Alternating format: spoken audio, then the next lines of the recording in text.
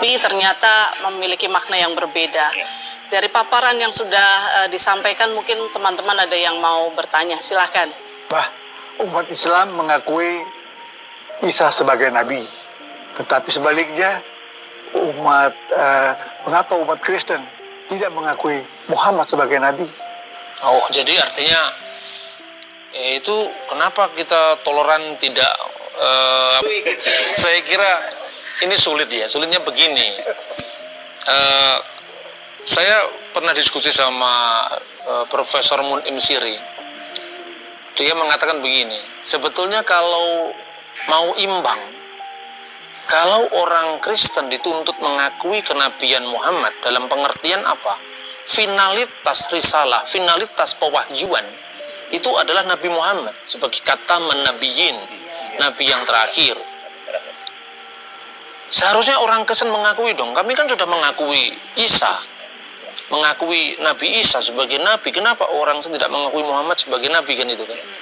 Ini persoalannya bukan persoalan apa take and give gitu ya. Persoalannya tidak semudah itu, karena begini, makna kenabian sendiri itu belum clear dalam Islam dan Kristen. Apa maknanya nabi?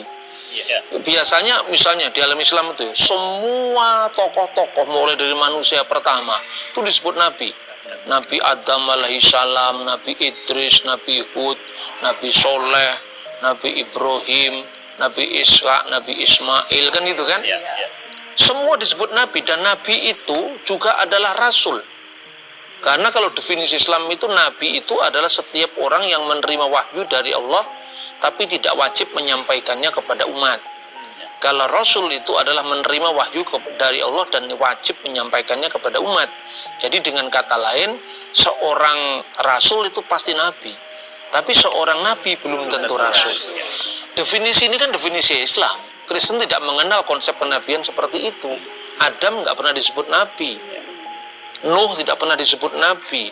Lot tidak pernah disebut Nabi. Jadi kenabian dalam pandangan Yahudi dan Kristen di satu pihak itu berbeda dengan pandangan Islam di pihak lain. Memang Abraham disebut nabi, tetapi maknanya bukan kenabian dalam konteks yang dipahami secara menyeluruh. Abraham lebih sering disebut sebagai bapak bangsa, patriark.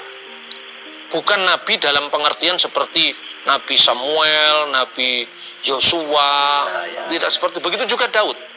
Daud disebut nabi dalam makna yang tidak sama dengan misalnya nabi-nabi besar, nabi-nabi kecil, tidak sama dengan itu. Itu masih memerlukan pembahasan tersendiri. Kemudian yang kedua, soal finalitas pewahyuan. Muhammad adalah kataman nabiyin, nabi terakhir. Coba kita baca di Ibrani pasal 1, Ibrani pasal 1. Di sini jelas sekali ini posisi teologis Kristen mengenai apa yang disebut doktrin kenabian. Pasal 1 ayat 1 sampai dengan ayat 2. Tolong yang mendapatkannya bisa dibaca. Pak Bambang Nursena,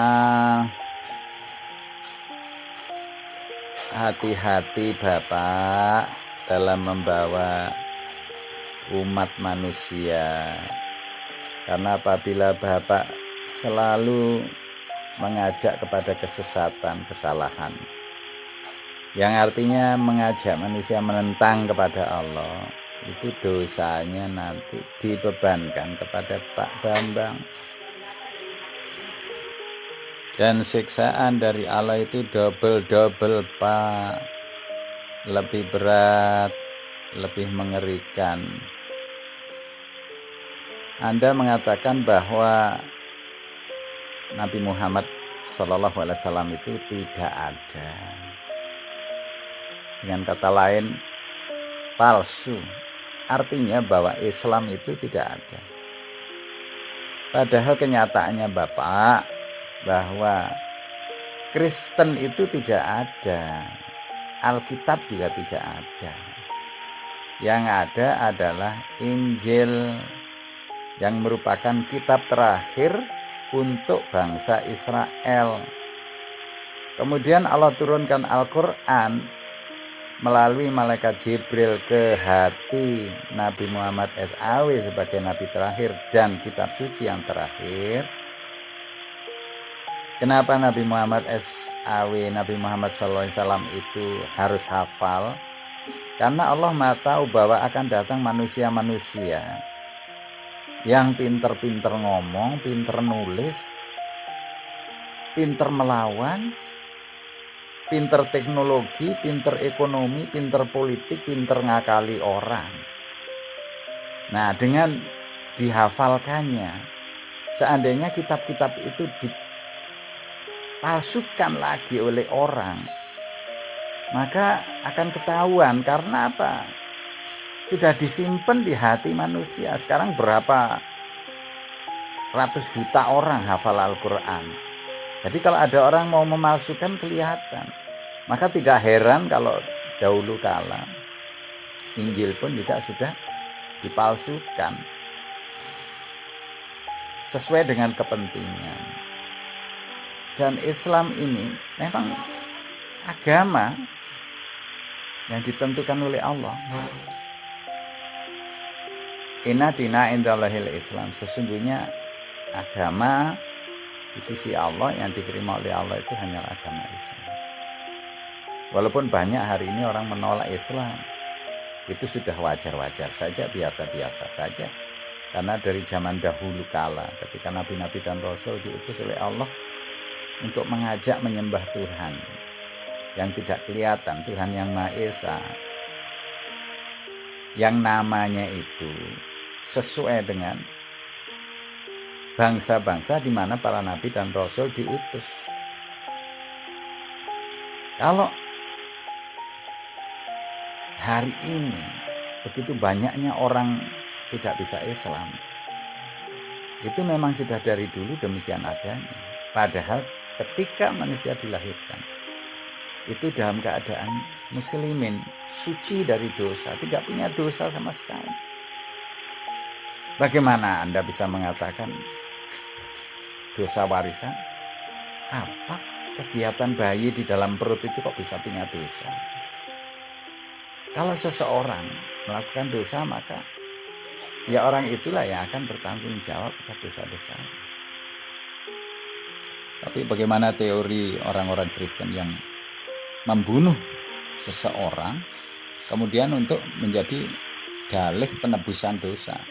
Inilah kebohongan-kebohongan, kesesatan-kesesatan, kepalsuan-kepalsuan dan kesalahan-kesalahan yang terus-menerus diwariskan kepada orang-orang.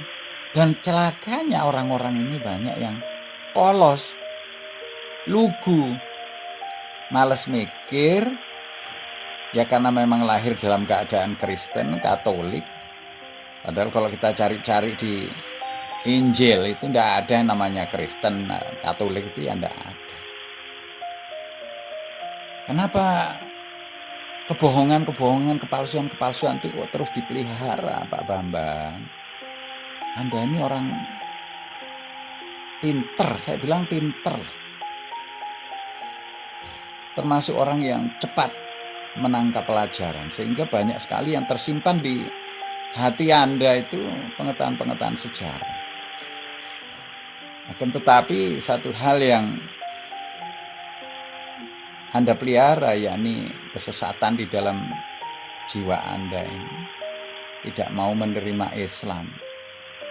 Padahal sudah jelas Islam ini adalah agama Allah yang memang diperuntukkan bagi semua manusia. Bukan hanya orang Israel doang, orang Arab doang, tapi semua bangsa manusia, bahkan bangsa jin itu harus masuk Islam, beragama Islam, kalau ingin bertemu dengan Allah, masuk ke dalam surga. Tapi kalau memang tidak ingin surga yang dijanjikan oleh Allah, tempat kembali yang penuh dengan kebahagiaan, yang manakala manusia masuk ke dalamnya tidak ada keinginan sedikit pun untuk keluar daripadanya, ya bebas. Mau ateis, no problem, bukan urusan Allah.